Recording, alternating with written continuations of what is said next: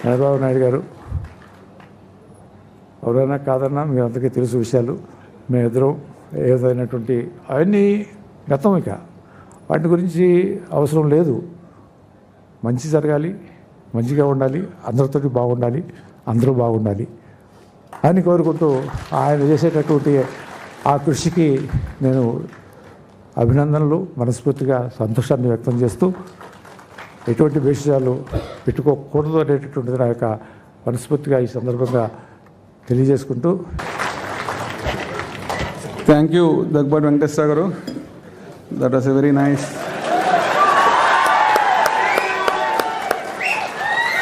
This is what we must learn from these two great gentlemen.